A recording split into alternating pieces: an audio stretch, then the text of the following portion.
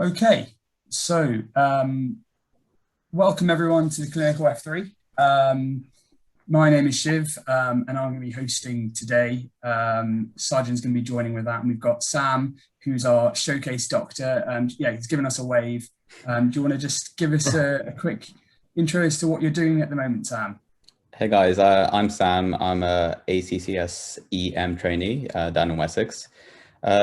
Prior to this, I've been doing emergency medicine for the past 20 months. 12 months of these were as part of a clinical fellowship in my old hospital in London. I kind of developed an interest in ED during my F2 year and decided to work on that interest a bit further during an F3. So happy to talk about my experiences and what I learned and what I enjoyed. Yeah, we're And excited. We're excited yeah, to find out more about this. yeah, Yeah, I think we're really great. It's really great to have you here, Sam. So as I said, my name's Shiv. I'm one of the co-founders of the Portfolio Clinic, which is a virtual peer mentorship service for aspiring specialty trainees. I'm joined with Sargent, who's also one of the co-founders. Give us a wave. Hello.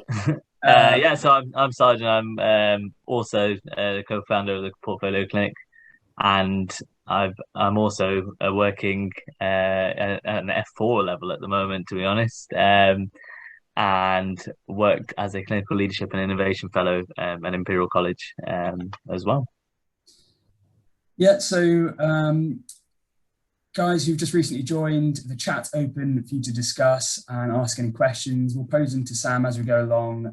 Hopefully, Sargent will be keeping an eye on it, and then hopefully we'll answer those Try my questions best. on your behalf. Sargent will also be sort of posting live on our Twitter, so feel free to follow us and get live updates as well. We'll be posting some of the quotes in the session. So we're going to start by asking Sam to tell us a little bit more about what he did during his F3 year. So Sam, you worked as an ultrasound fellow in London, is that right? yeah, that's correct. Go ahead. Yeah, so I decided to do a clinical F3. I worked as an ultrasound fellow in emergency medicine. So my pattern was fairly unique, I think, for emergency medicine clinical fellow post, in the fact that I had quite a lot of educational time given to me. So I was 75% clinical, 25% non-clinical, which meant that I could develop my ultrasound skills, go on courses, and just do a lot of scanning on the shop floor. And I was really well supported. And I feel like as for an F3 level, I was fairly unique. I haven't really seen any other posts similar to that. So I went for it and I really enjoyed it. And it was a culmination of me wanting or having interest in ED during my F2 year and not knowing exactly what it would be like long term. So I decided to take an F3, and it kind of solidified my my impression that emergency medicine was the specialty for me. Yeah, so it was really good fun. Yeah, it's great to hear. I think what's great from what you've done is that you described it that you had part-time non-clinical. Yeah, I think we all know that the A&E rota is pretty unforgiving at the best of times. How did that non-clinical work? So you said, did you have like parts of the day off, or did you have full days off, or did you have like whole blocks off of like a week at a time? So with the ED rota, essentially I had every Thursday off, which coincided with my department's teaching day anyway. So it meant that I had my own teaching slot given to me, but at the same time, I can kind of link up with the generalized whole departmental teaching at the same time, which is why Thursday was picked. And it wasn't, so if I was on night shift on a Thursday, I wouldn't get the non-clinical time, but I can get that time back in lieu. So my department was fairly flexible with that. So it meant that in total, 25% of the time, it was non-clinical.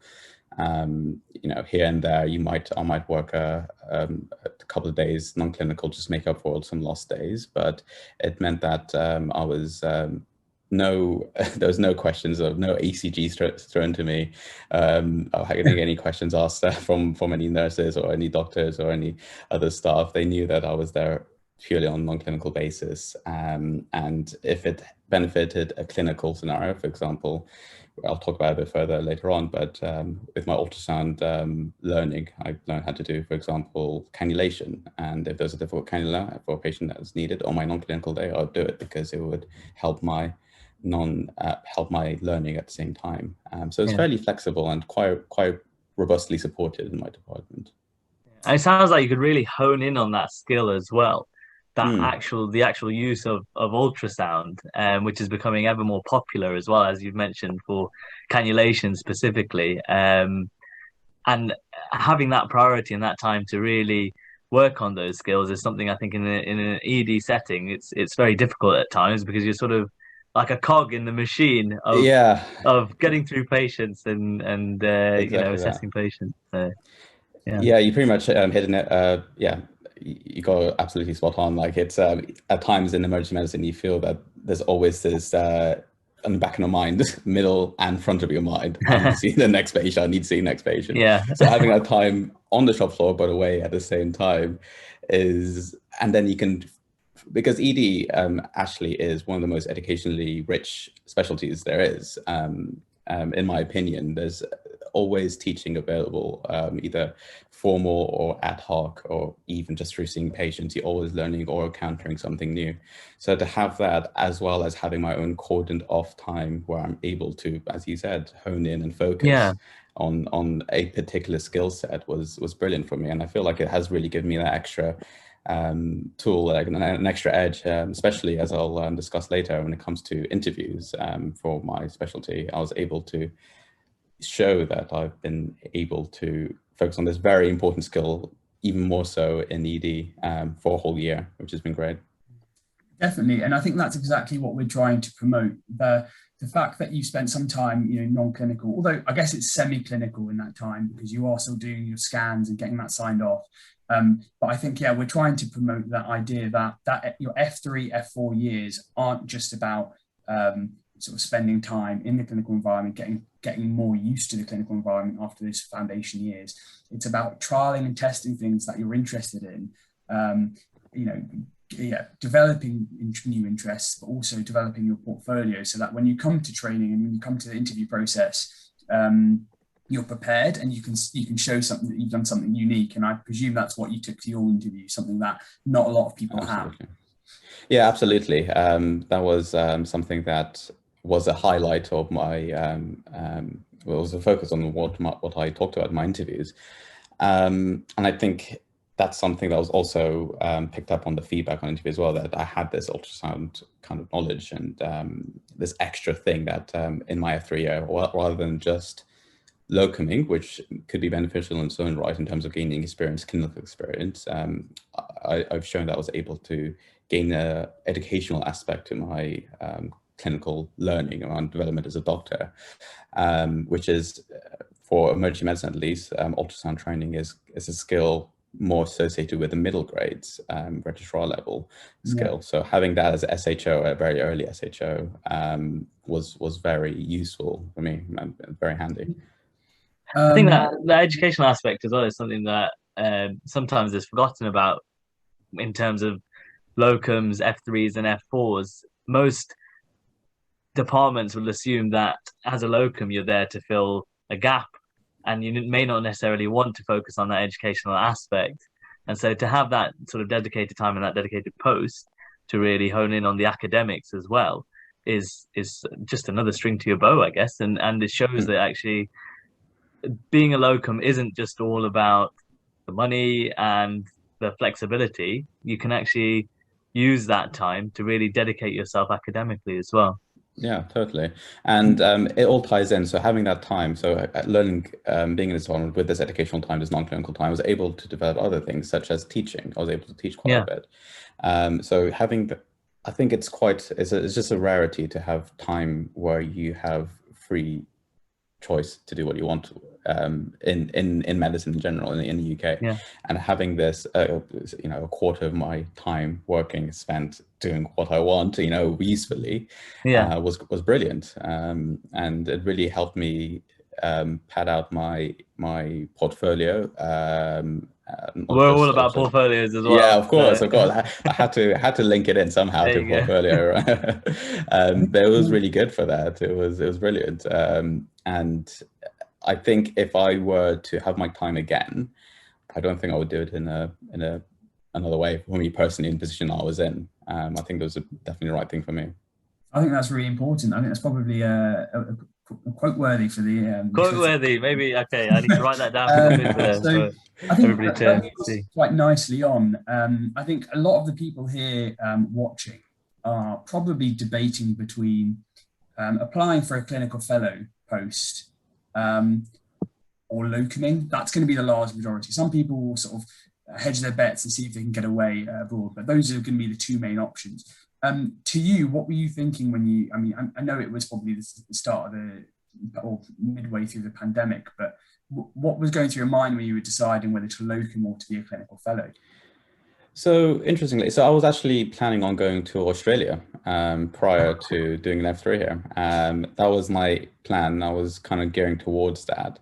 Then the pandemic started and things would go a lot more difficult. And then I found this opportunity that cropped up, and I thought educationally for me, park aside pandemic and COVID or whatever, is having this educational F3 post where I can learn ultrasound. If I wanted to do ED, which is what I wanted to do at the time, would be better for me than locumming or going abroad.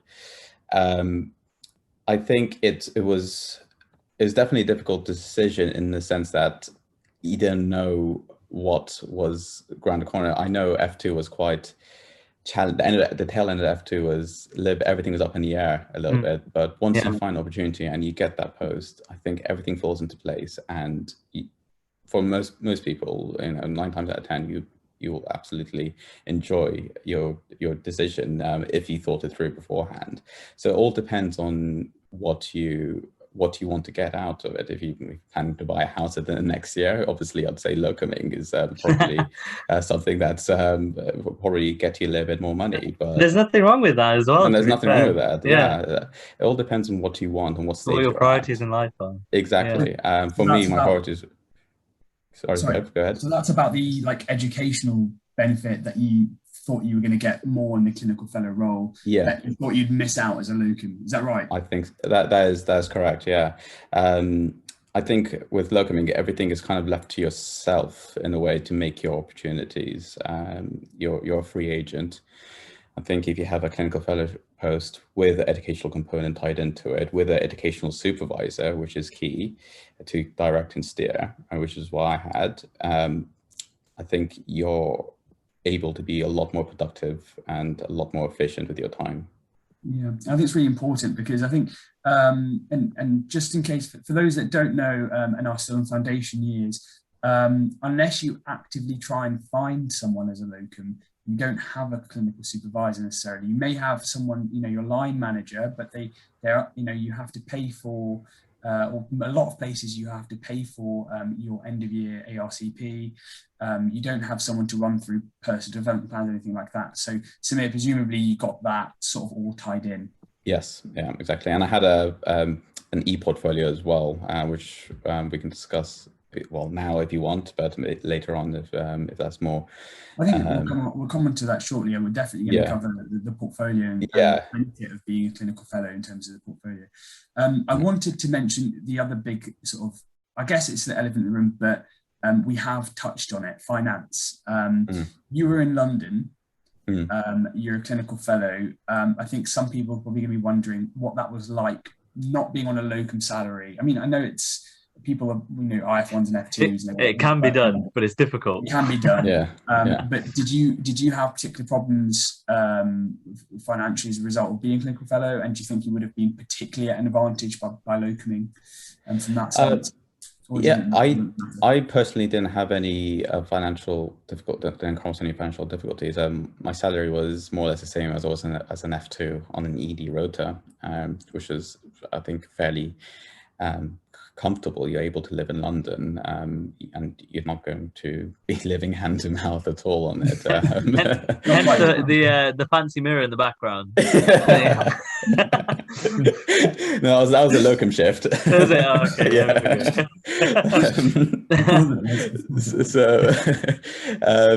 So it was fine. Honestly, it was fine. Like I wasn't, anxiously refreshing my banking app or anything like that. It was okay. I think by locumming, again, it all depends on your goals. It's basically just a cherry on top in terms of money. And it's, if you have very short term but financial goals, then fair enough. I think that's definitely a more sensible thing to do than doing a clinical fellow post.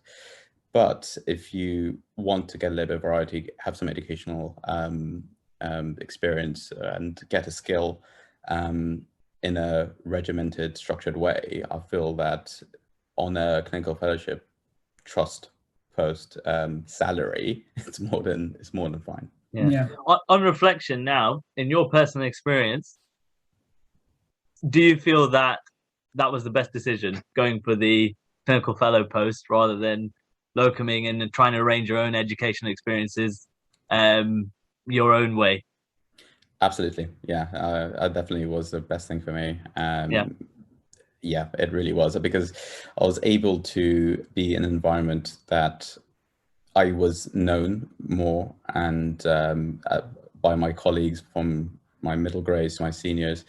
They got to know me a lot better. I was seen as part of the team. I was seen as part of the furniture, so to speak, in a way that meant that when it comes to opportunities later down the line, research and so on, I feel like I have that now. I can easily go to one of my consultants or my registrars down the line if I wanted to get something or ask them something about CCT interviews, for example. I can easily have a resource now, whereas I feel like if I locumed, I was in and out, I was floating around the place, I probably wouldn't be as tied down. I wouldn't be seen as a member of a team as much as I was by doing clinical fellowship. I think we've just got a message also from Sujin in the chat. It's quite a good question. They've asked about the application process and what that was like, and also how you heard about it for the my post. So the application process, it's all centralized through NHS Jobs. So I applied to so basically they're all listed and advertised on NHS Jobs, and they usually come around April time, I believe was when I applied. And there are quite a few different ones you can pick from, and if you apply for one, it pulls across all your details across to other applications as well. So that's the way one would apply for F3 posts in most places. I think it sometimes might need some emergency cover where they might not advertise for NHS Jobs and advertise in-house. But for the most part, it's through NHS Jobs. Good. Right, and then did you apply through there, and then you had an interview, presumably? So for myself, it was more of a special situation because of COVID. So I was already internal at the time, and interviews weren't taking place around April time during the first wave for understandable reasons. So I had a face-to-face with one of my educational supervisors. We chatted through what I wanted, what would this post be about, and what I could get out of it, what I could give to the department. And from there, a couple of weeks later, got the go ahead that it was actually, I got the job. So for me, it was an internal process rather than external because of the first wave of COVID. I don't think it's going to happen again. I think that was definitely a one-off situation. Right place, right time. Exactly. Yeah. So, but realistically, a post like this, like an ultrasound fellow, which focus on a particular skill, are cropping up and down the country, much more so than in the past, as more and more clinicians are looking for non-training posts and non-training roles. So I assume that once this COVID and all these restrictions have passed, actually these sort of roles are going to be cropping up a lot more and Absolutely, are going to be open a lot more externally as well. So I was the first ultrasound clinical fellow in my department. I was the first person taking over the post. But it's going to be a regular thing now, and I know some hospitals in central London do the same thing, advertising the same post. So I think it's if that's something you're into, you can easily find a post in London, outside London, as you mentioned. It's ultrasound's going to be the new stethoscope, so it's going to be. Yeah, exactly. You've heard it. Yeah. Yeah, you've heard it first. Here, there you go. You can quote this years down the line. Yeah. So thanks for that question, Sijin. Keep some more questions coming through. We want to know exactly what you want to find out about, whether it's more about the application process or the day-to-day life of being a clinical F3. I think in order to keep it sort of a non-biased sense, was there any particular negatives of being a clinical fellow? I think so. I was still on the ED rota at the end of the day.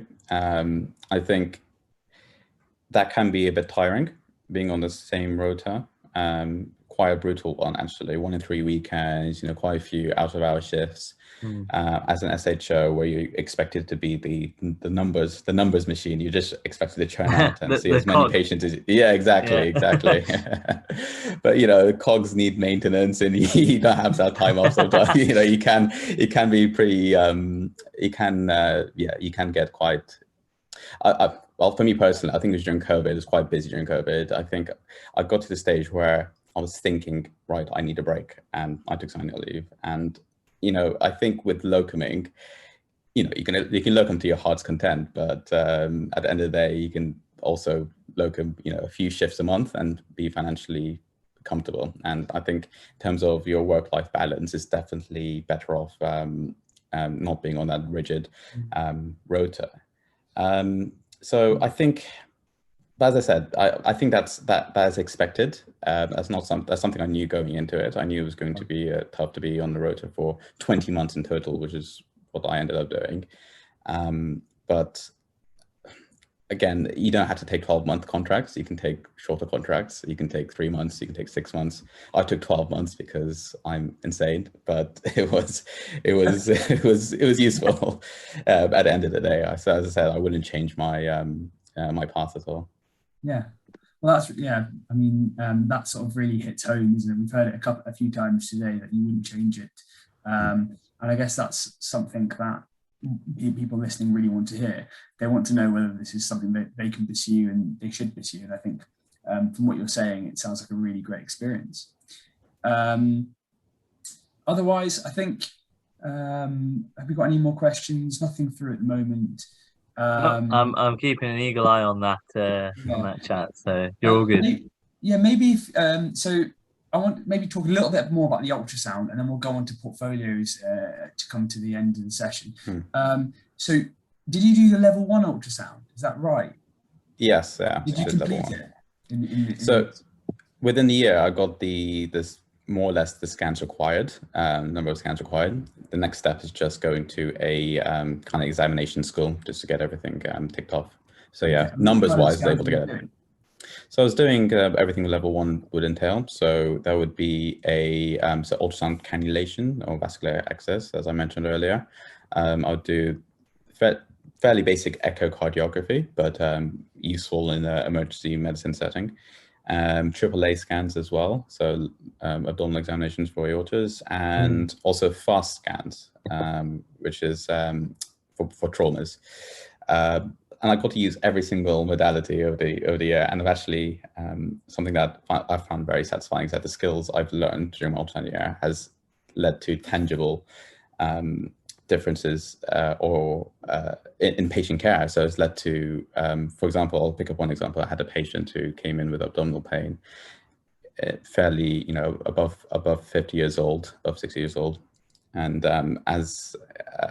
from my learning of ultrasound in ED, I knew that people of the age of 60 would need to get an ultrasound abdomen to check for the aorta. So I did, and found a very large aneurysm. And and blue lighted the patient across to the specialist vascular center. Oh, And this wow. was something that was really hit home to me that, yeah, I've done made the right choice in doing this F3 in ultrasound. I could have been, on the beach in Australia or whatever, but this is definitely something that was, or not trying your best to get across for yeah, for exactly. months on end, booking endless Exactly. flights Oh and, yeah. racking up those air vouchers. But instead, you're on the front line learning a Oh skill yeah, totally. that saved a life potentially there. Yeah, So. potentially. Well, So, definitely. it was really, really good teaching that I got from my supervisor, like day to day, but also the level 1 kind of set everything up, and that was funded as well by my trust. Yeah, that sounds so impressive, and to see the benefit from that firsthand so easily, but you must have seen it in multiple situations. I think that must have been really satisfying for you as well. Yeah, totally. And I mean, we were talking earlier, and you're on ITU. I can imagine on ITU you're using those skills very frequently. Is that right? Yeah, definitely. So every day I'm using an ultrasound machine. I don't even think that's an exaggeration. I think every shift I have used the ultrasound machine for a particular line, or just want to do an assessment of some of these lungs, which is not part of level 1, just to clarify, but it's something I learned on top of level 1, because I had an educational supervisor who was very au fait with the ultrasound machine and gave me teaching day to day. So I learned all these kind of extra skills, and so my tool belt in ultrasound has kind of expanded a little bit. I learned to assess gallbladders and livers and vascular kind of hydration assessments. So again, quite a few different skills, not just the level 1. And again, I felt like I could only learn that, or if I was in the same place regularly, getting that experience and getting that teaching. And yeah, it was definitely a very satisfying to be able to use these skills still now and be useful in it. So what's your highlight of the year? My highlight of the year, I think getting in that really difficult cannula using ultrasound. I mean, there's nothing more satisfying than that. The one that 5 or 6 people have attempted. Yeah, exactly. You just get it in first time, and you just drop the probe. Probe drop.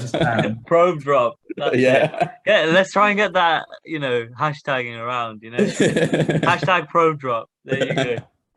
No, I mean, gotta get it trending. Yeah, I mean, I think there are quite a few highlights for me. I think last year was a unique year, I think, for everybody, I'm sure, compared to previous years. And I think for me, being part of a team that going through thick and thin together was absolutely, yeah, it was great for me. I really bonded with my teammates, with everybody in the department, and I was really sad to leave, but I think it was the right time for me after being there for 20 months. But I created this bond, this really close working bond with these people, and I don't think I would have got that if I was locumming, for sure. I think it sounds very cheesy, but I think the highlight is the friends I made along the way. Our friends forever. Yeah, exactly. Oh, that's lovely. That's really nice. Colleagues become friends. Yeah, exactly. I think you get that on A&E as well, don't you? I think you get there's a camaraderie on A&E you don't tend to get necessarily. It's not to say you don't get it. I think, but it's just, I think, a little bit more natural when you're working in A&E. And as you said, working fairly regularly as a clinical fellow, I think, felt quite integrated in the team, which I think is a really big positive of when you're taking that F3 year out and you're not actually associated within a foundation program and meeting other foundation trainees every week, for example.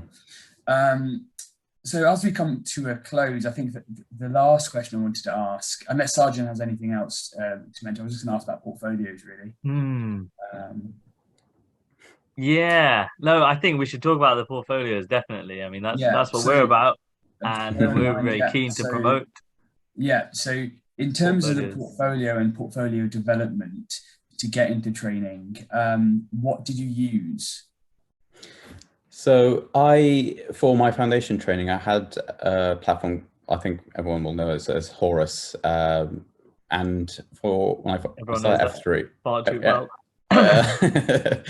And when I started my F3, I was thinking, oh, I need a platform. Obviously, as an F3, you don't get one automatically. But because I was in the same trust, I emailed my educational department, and I asked them if they could kindly give me access to Horus. And within a couple hours, I had access to Horus. So I was able to, I didn't have to pay for it. I think a lot of people mentioning, oh, you might have to pay, 200 odd quid to use Horus.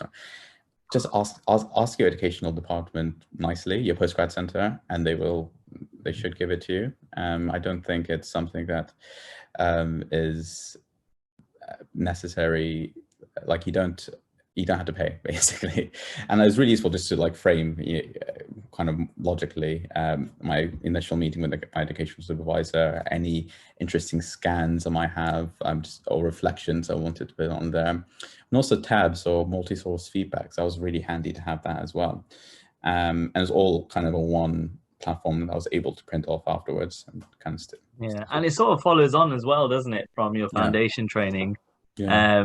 It's a nice way to sort of keep, if you're only considering doing, say, an F3, for example, then it sort of keeps your foundation training and your F3 year together, so that when you go on to specialty training, you can just sort of start that afresh as well. So I did exactly the same thing as well, actually. And it keeps everything in a familiar format that you use. Exactly.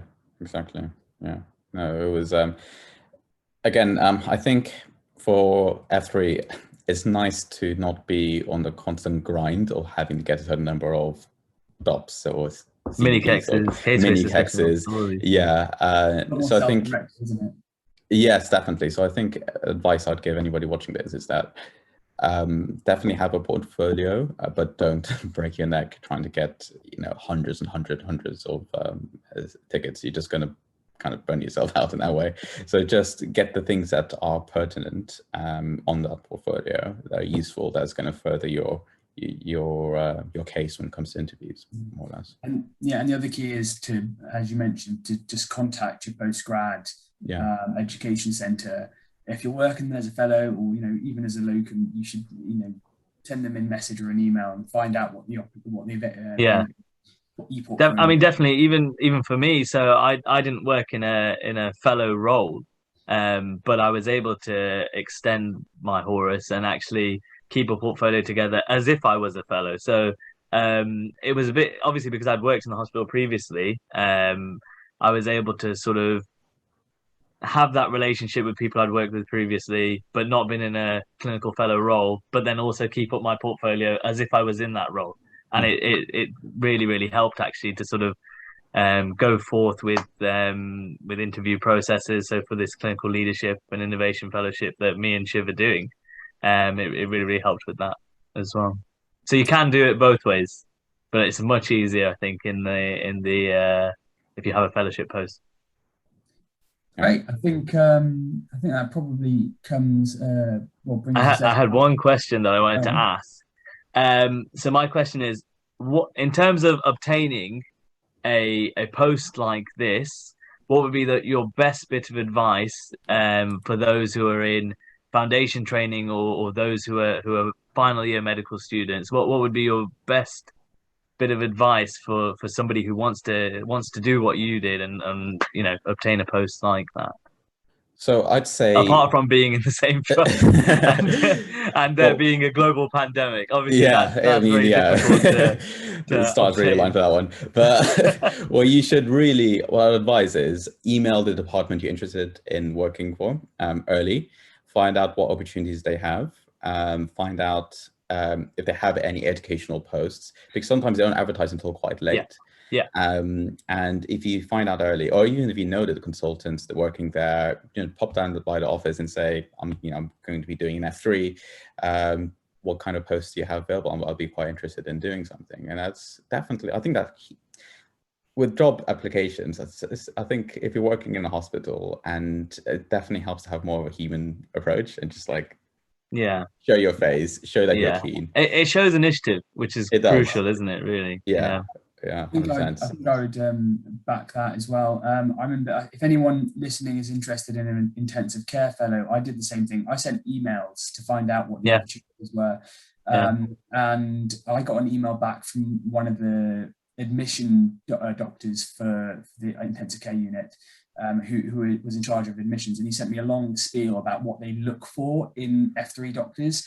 And it was things like publications, the MRCP, full quality improvement cycles, which some of it I had thought about, but I hadn't thought about taking the MRCP. And reasonably, you shouldn't take an exam just to get a job.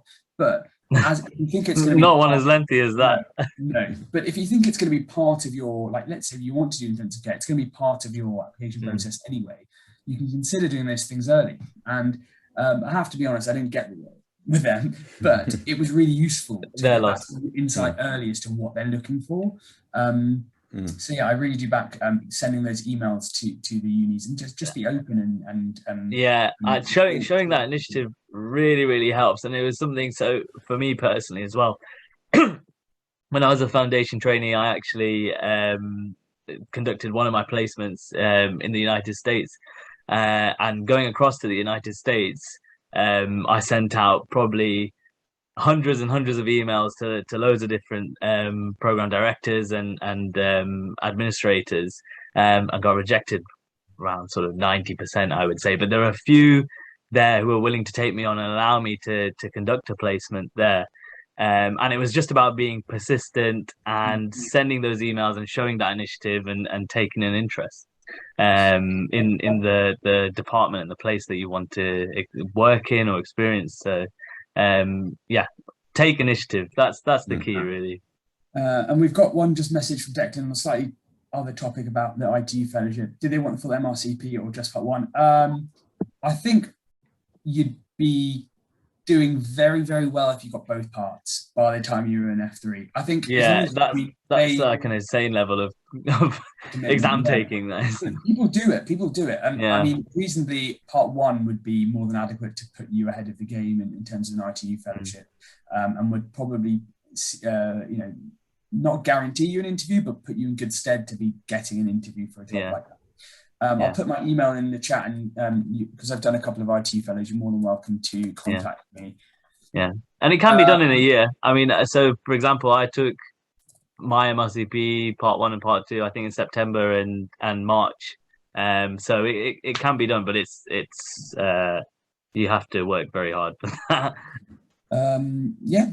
So I think that probably is it from us. We've gone a little bit over, but I think people seem to be they're still sticking around at least, so they seem to be fairly engaged. So we'll say thank you to Sam. Thank you so much for joining us today. You've been great, and you've been great insight. And hope everyone has found it useful. I'm just going to quickly share. Oh, I'm not doing that, am I? Hold on. Let me just share my screen.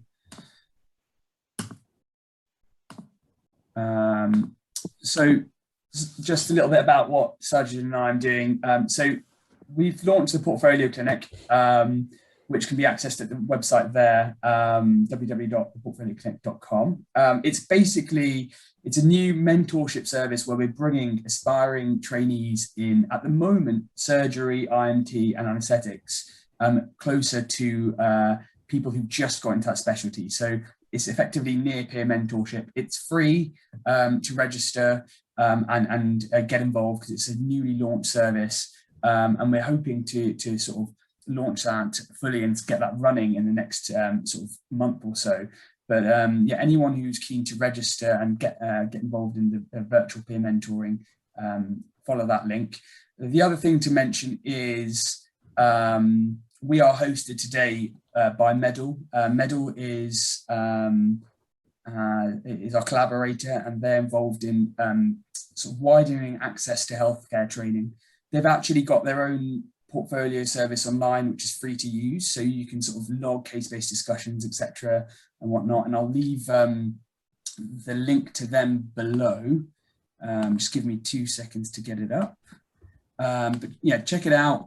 It'll also be the place where you can access this as a catch-up service if you missed part of it. Yeah, thank you very much for joining today, guys. If you've got any last questions, post them here. Otherwise, we'll end the session. Next week, we're doing the academic F3. So we'll be joined by Dvolka, who has spent her F3 years at undergraduate surgical education fellow. So we're excited for that. So please join us for that as well. Proper excited for that one, actually. That's going to be really interesting. Yeah, I think Dvolka's an exceptional doctor. I think she's probably glass out on the water, all out in the water in terms of portfolio, but she's also really, really kind and nice and easy to listen to. So yeah, also excited. And thank you once again, Samir. That was delightful. It was lovely chatting to you, actually, and it was very insightful. So thank you so much for taking the opportunity to discuss and being our first showcase doctor as well.